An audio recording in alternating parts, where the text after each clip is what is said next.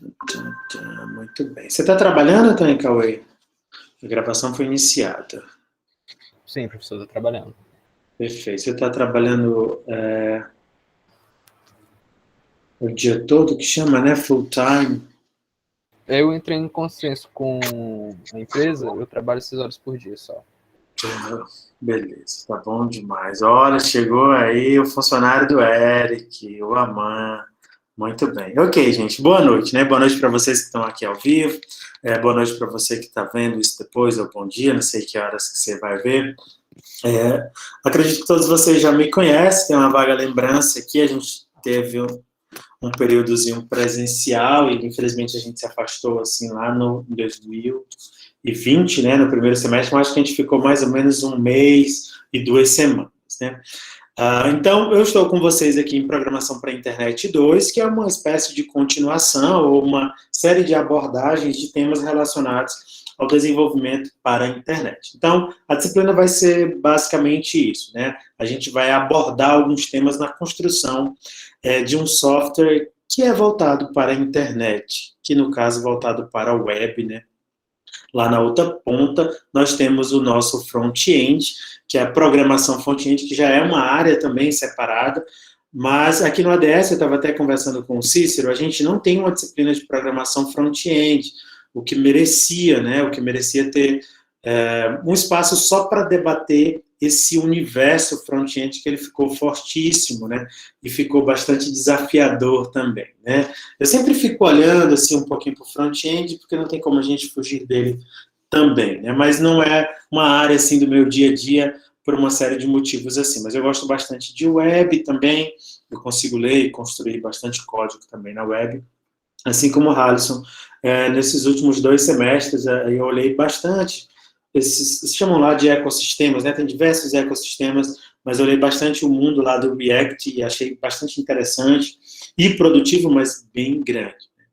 E a outra parte, a parte talvez que a gente vai trabalhar mais aqui nesta disciplina, e vocês também vão ver em engenharia, principalmente isso, a parte de projetar o software aqui no back-end, de como que você constrói softwares que tem características de time, né? Então, geralmente são softwares que vão ser trabalhados por um grupo de pessoas, será 4 pessoas, ou então 20 pessoas, então 400 pessoas no mesmo software, e ele precisa ter algumas características para que ele possa ser trabalhado por um grupo de pessoas, né? É sempre um desafio, não tem uma ciência exata em cima disso, o que nós temos é uma série eu não vou nem dizer padrões assim, mas uma espécie de observações, né, uma série de observações que foram documentadas por algumas pessoas e foram compartilhadas. Hoje em dia está bem mais tranquilo isso, e a gente vai tentando botar tudo isso, né, porque eu vou já compartilhar aqui algumas anotações que eu fiz aqui em slides, não necessariamente uma aula,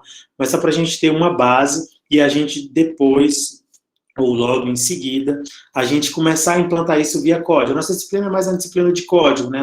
Uma disciplina para debater esses tópicos de forma profunda, muito embora eu vou pedir para que vocês leiam e tudo e possam ir tirando as suas próprias interpretações, tá? Então, na aula de hoje, eu resolvi que a gente desse uma olhada em algumas recomendações ou padrões de arquitetura e logo em seguida a gente já botasse isso naquele nosso projetozinho simples que a gente fez aí nessas aulas, para a gente ter uma noção de como as coisas funcionam. Então a gente vai falar hoje, eu espero que dê tempo para a gente falar, um pouquinho do que é essa tal Clean Architecture, né, que é tão falada aí, você está no LinkedIn direto os caras falando, você está no Instagram, tem direto o cara falando, você está no YouTube, tem direto o cara falando, então nós vamos ter um contato também com isso, que é essa Clean Architecture, e como eu posso usar algumas práticas ou algumas recomendações disso no meu código, no código da minha empresa, no código do meu time, para que eu tenha os benefícios que essa recomendação promete. Nós falaremos também hoje sobre Domain Driven Design. Eu mandei um link para vocês ali de um livro, ele não é o livro Domain Driven Design, né? O livro Domain Driven Design, ele é de 2003, eu acho. 2003 eu estava no terceiro ano do ensino médio, viu, Cícero, em 2003. foi quando foi lançado isso, acho que, sei lá, Eric Evans, acho que é o nome do cara lá que lançou isso.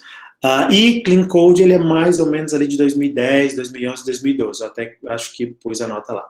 Então não são coisas para você seguir religiosamente, não tem problema seguir. O problema de você tentar seguir religiosamente essas duas coisas é que você não vai encontrar isso de forma objetiva, né? O cara não diz exatamente como é isso, então você vai fazer a sua interpretação ou ler interpretações de terceiros e vai aos poucos colocando no seu código, certo? Então eu vou já direto aqui compartilhar a minha tela e botar aqui algumas observações. Eu tirei até uns fragmentos de uma disciplina que eu tinha, já botar aqui para compartilhar logo. Deixa eu fechar aqui esse WhatsApp que está aberto, deixa eu fechar aqui. O Meet não posso fechar, deixa ele aberto aqui. Isso aqui também é Fala História, também deixa aberto. Tá tudo ok aqui. Muito bem. Apareceu a tela aí, Cícero? Aqui ainda não. Muito bem, foi só um teste. O Cícero tá malhando, né, Cícero?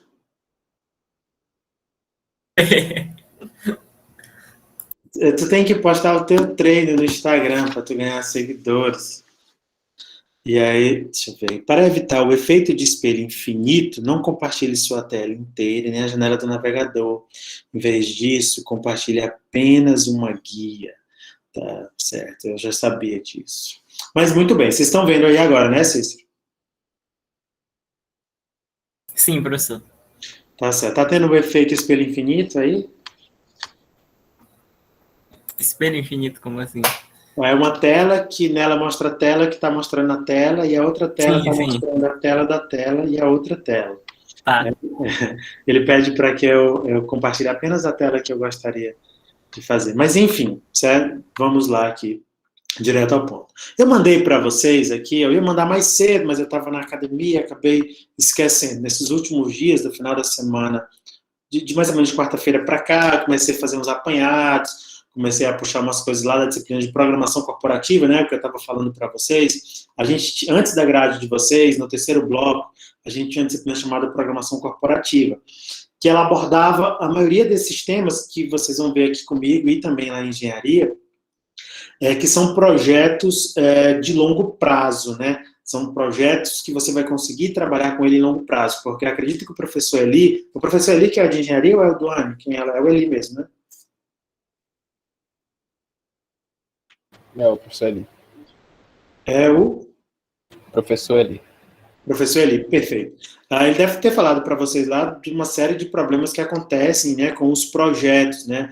Então, coisas bastante comuns aqui, que supostamente ele deve ter falado lá, muito provavelmente, é que os projetos, eles são reescritos com uma frequência muito grande, né? Eles são reescritos com uma frequência muito grande. Uma frequência muito grande que eu digo é, por exemplo, a cada 4 ou 5 anos, né? O que não seria aceitável para um projeto de grande porte. E por que isso acontece, né? Dessa reescrita? Porque não é algo desejável, assim. É porque o software cai num estado que é impossível você evoluir ele, certo? Então, ele não foi criado para um cenário de manutenção e evolução junto com aquela área, que é dita o domínio daquela área. Ele não foi construído adequadamente atrelado àquele domínio e pensando que aquele domínio vai evoluir, ou que você ainda não entendeu aquele domínio completamente, né, que novas coisas vão surgir. E, além disso, lá do ponto de vista de código mesmo, esse software não foi preparado para que, mesmo quando você entenda o domínio, você consiga representar ele. E está aparecendo o slide aí, alguém dá só o ok aí para mim, que eu vou ficar nessa tela, não estou vendo a outra mais aqui. Sim, está aparecendo.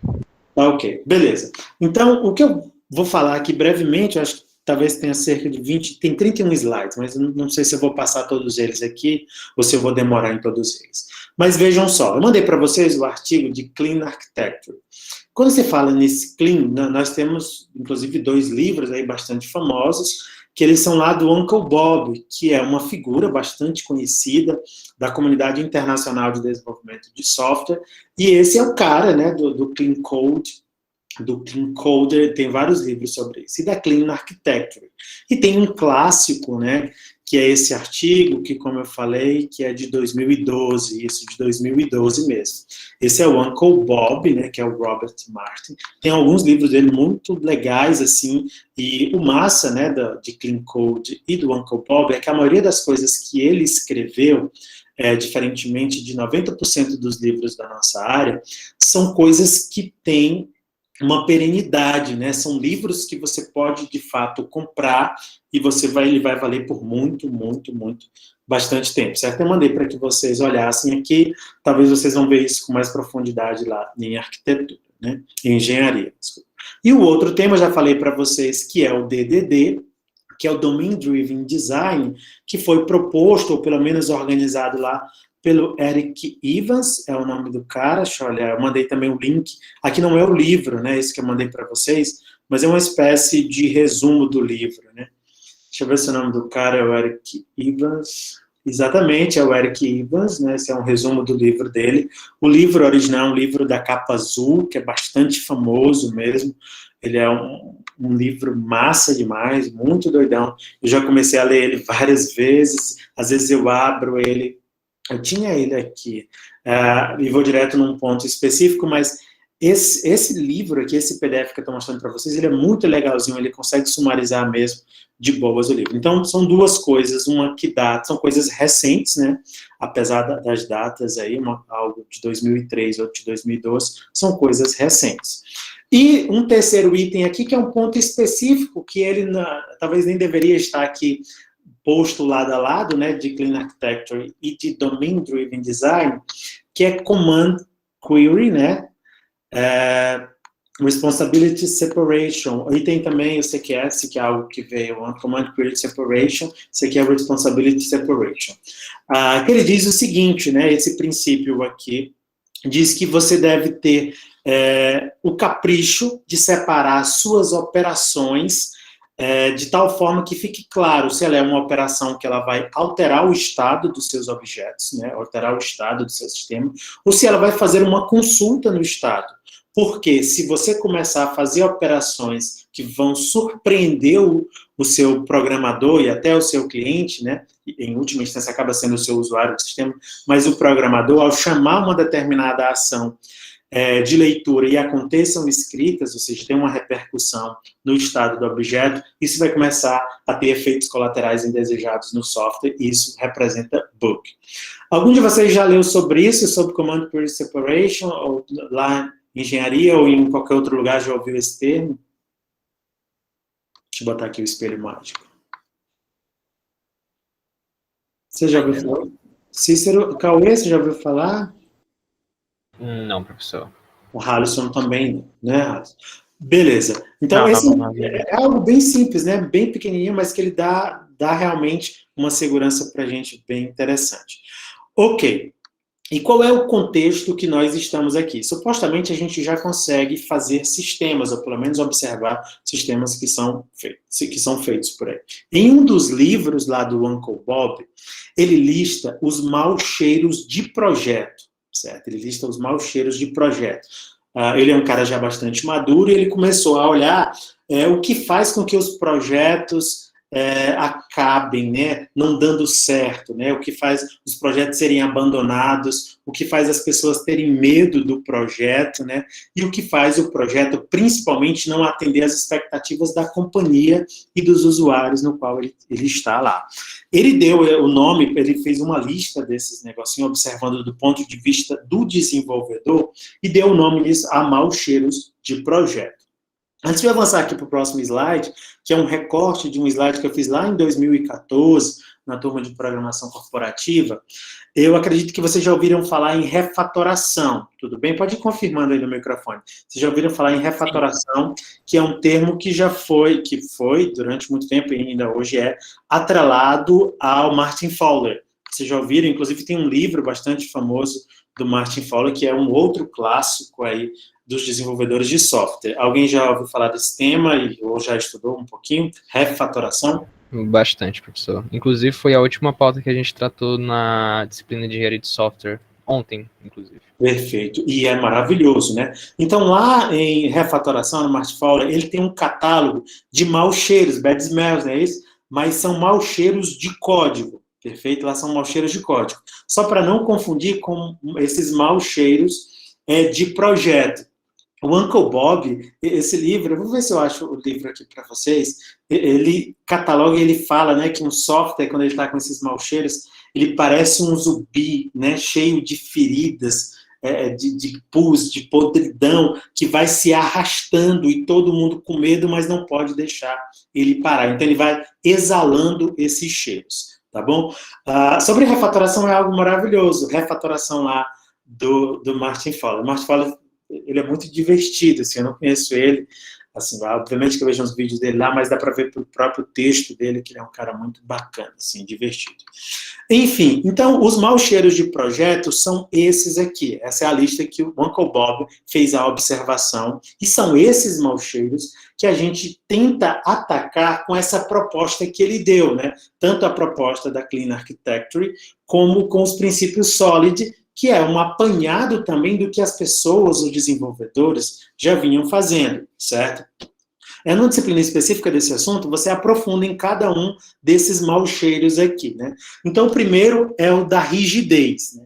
Então, um projeto que está fadado ao fracasso, ou que ele está lento, não está atendendo às expectativas da companhia ou de seus usuários, ele é rígido. Você não consegue botar as demandas que chegam para você, as alterações. Uma alteração ela é muito difícil de fazer. E aí recai logo no segundo mau cheiro de projeto, que é o da fragilidade. Você até consegue colocar, mas no momento que você coloca aquela alteração, você fica inseguro, porque aquilo vai ter uma série de repercussões e vai quebrar um outro ponto. Quem já trabalhou até em projetos aqui da faculdade já viu isso, né? Cara, eu tenho que fazer isso, mas se eu fizer isso, vai quebrar em ponto tal. Então, o seu software fica frágil. Um outro ponto bastante comum em softwares, onde o projeto é negligenciado, a engenharia, é a imobilidade. É quando você começa a fazer muito código parecido, porque você não consegue reaproveitar códigos que já foram feitos, porque a estrutura não foi pensada para um reuso, ela não foi pensada em abstrações. A gente tem um pensamento direto em resolver o problema, e não em projetar a solução, certo? E esse quarto aqui, mau cheiro, de projeto, eu acho ele muito engraçado, assim, ele é chamado de viscosidade. Alguém já ouviu falar sobre viscosidade? É interessante viscosidade. Cícero, você que é uma pessoa culta aí da turma, né? O que é algo viscoso? Em qualquer contexto aí de semântica e de significado. Algo acredito que resistente a qualquer remoção, retirada, algo do tipo.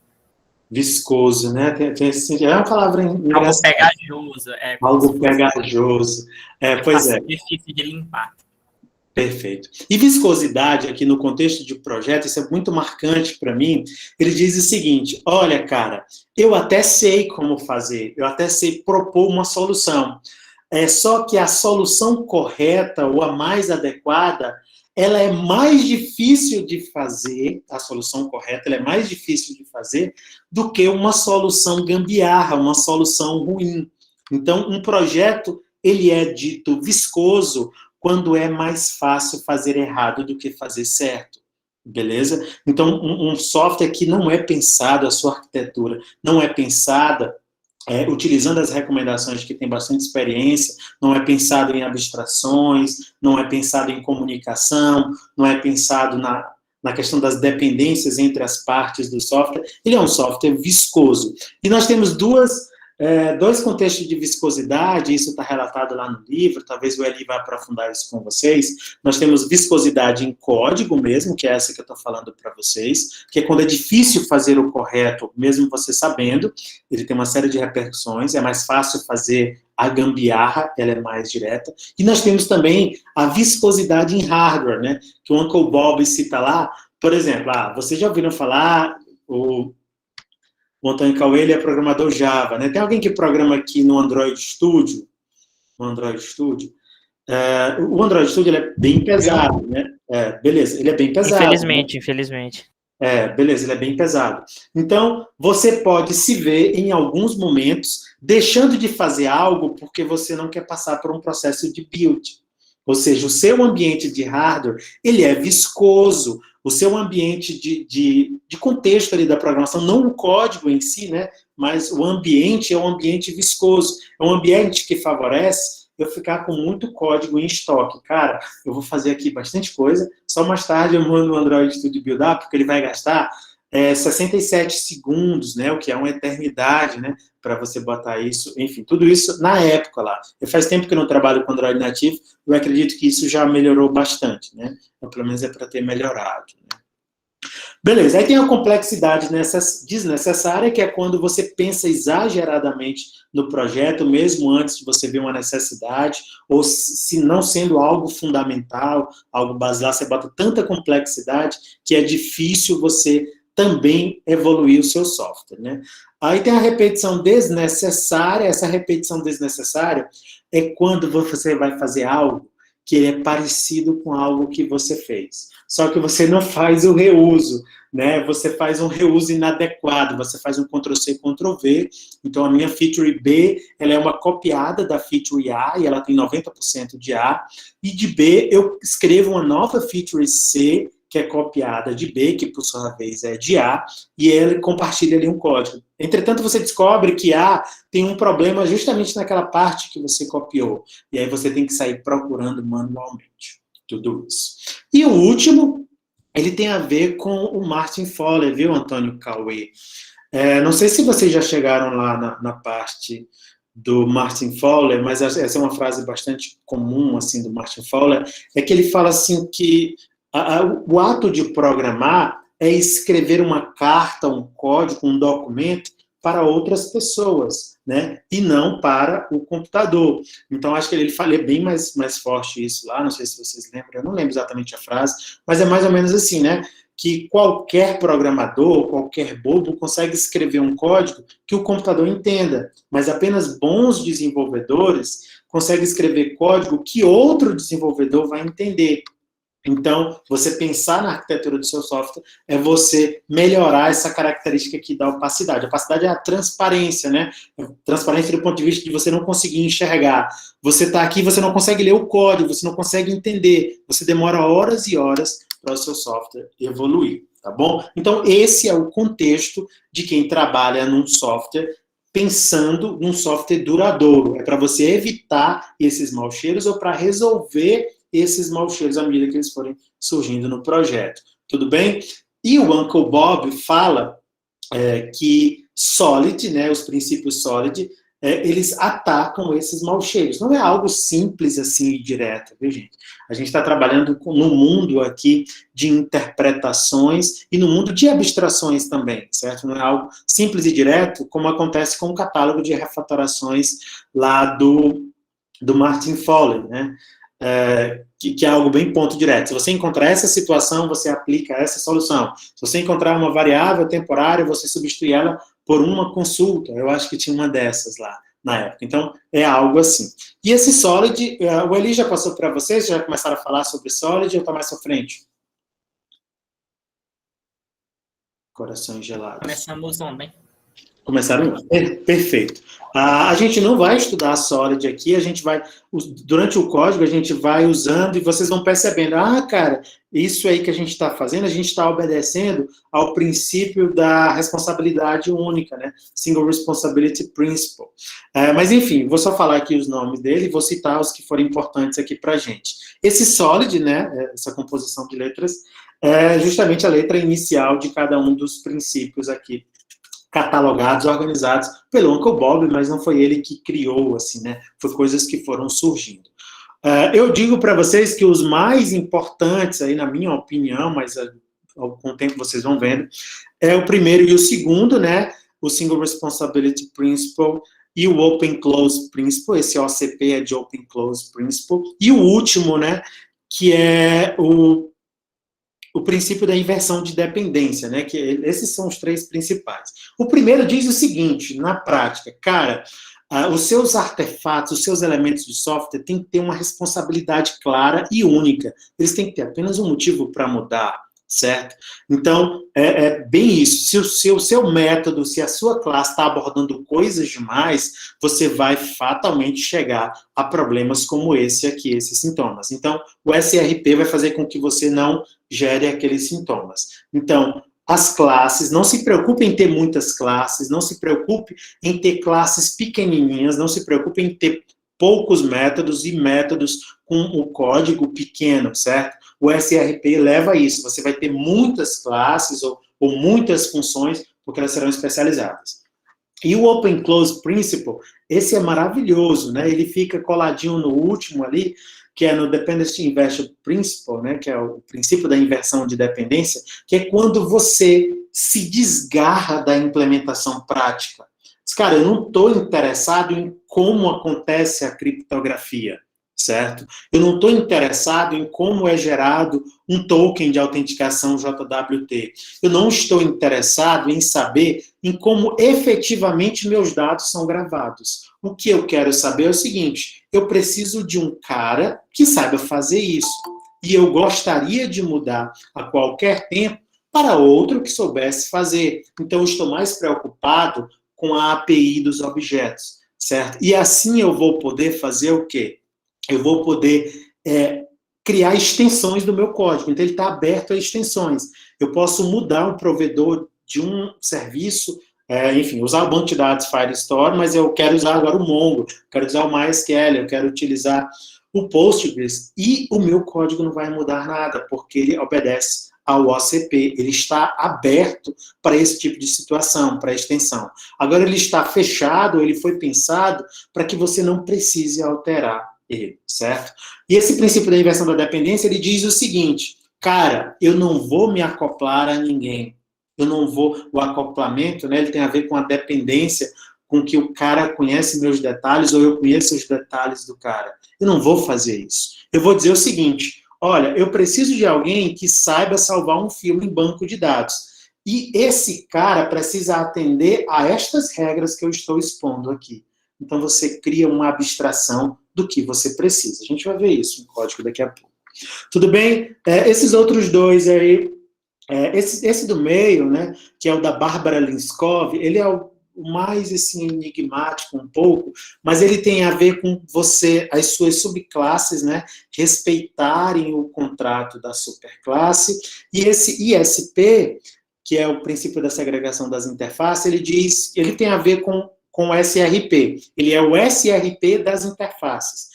Você vai criar uma interface, né, que é uma abstração para alguma coisa, mas ela deve tratar unicamente de uma área, então segregar. Então, se você tem uma interface que ela está cuidando de métodos de carro e de avião, deixa uma para carro e outra para avião, certo? De forma grosseira, é isso.